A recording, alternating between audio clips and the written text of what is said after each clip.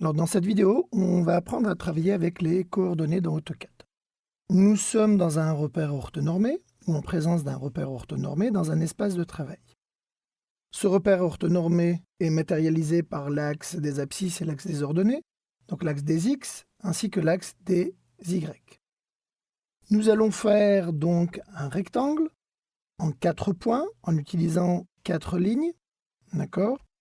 Ce rectangle-là va commencer ici au point A, passer par le point B, le point C, le point D et revenir sur le point A. On va en profiter pour essayer de voir aussi, au niveau de la barre des commandes, les invites qui nous sont proposés par AutoCAD.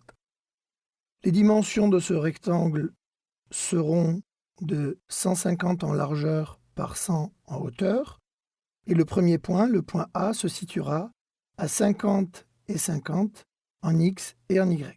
Je vais donc, pour commencer, faire appel à la commande ligne. Alors pour faire appel à la commande ligne, je clique tout simplement ici sur le bouton ligne.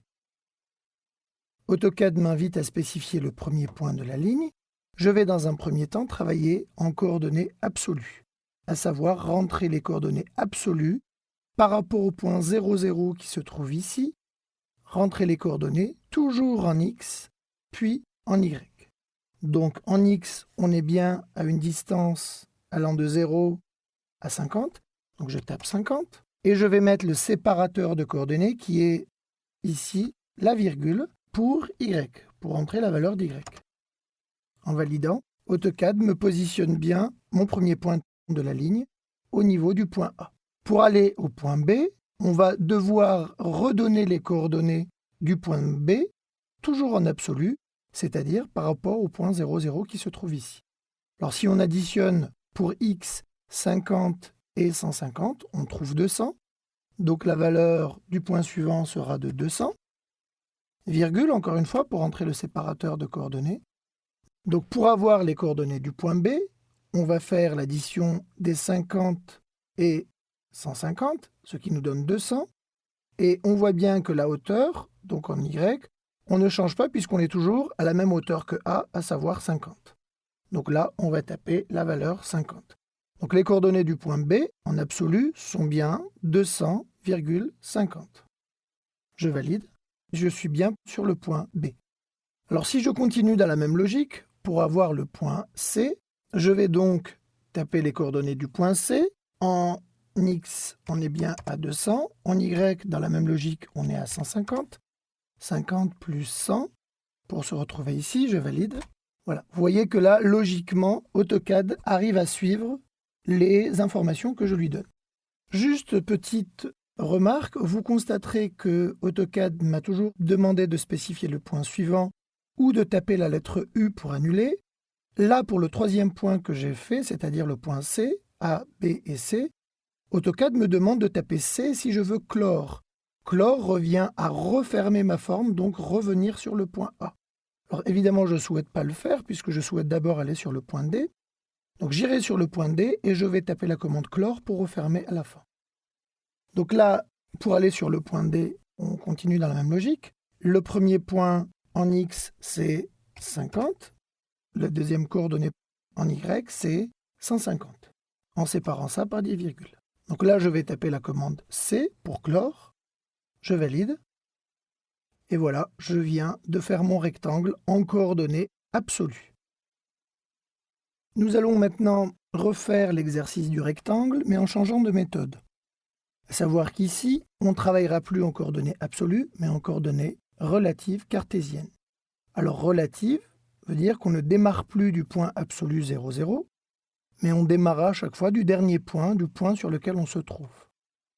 Un exemple, je prends ma commande ligne et je vais taper les coordonnées du point A, qui lui est en absolu puisqu'il commence à 50,50. Alors, je suis actuellement sur le point A et je souhaite aller sur le point B.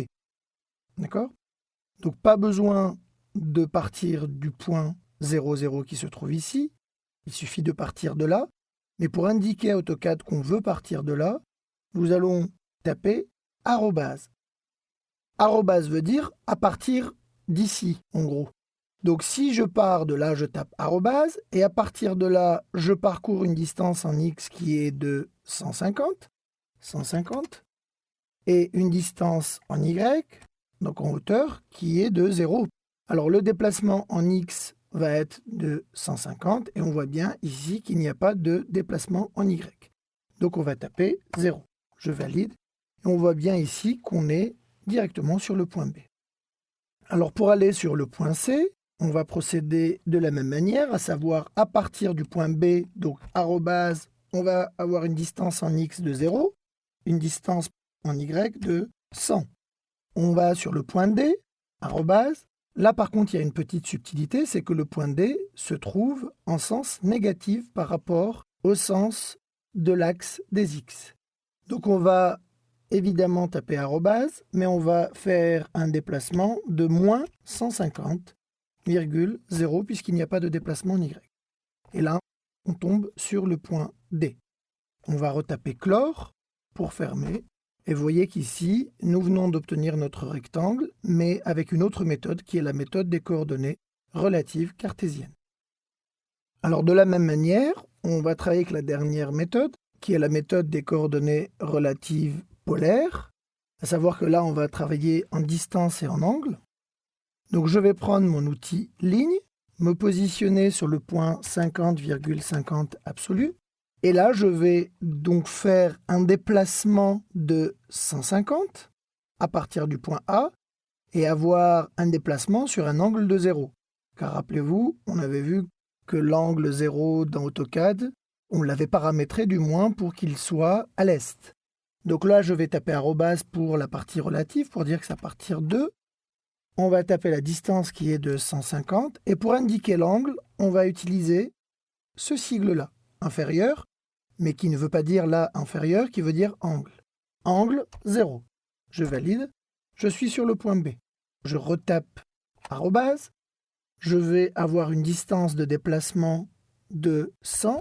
Nous sommes en sens trigonométrique, donc un angle de 90. Pour aller sur le point D, arrobase toujours, et là, soit je choisis de mettre la priorité sur l'angle ou sur le déplacement. Donc soit je fais un déplacement de 150 avec un angle de 180, ou alors je fais un déplacement de moins 150 avec un angle de 0. Dans les deux cas, ça marche. Donc là, je vais en choisir un au hasard. Je vais dire moins 150 et un angle de 0. Je tape la lettre C pour clore et on vient de réaliser ce même rectangle avec la méthode des coordonnées relatives cartésiennes.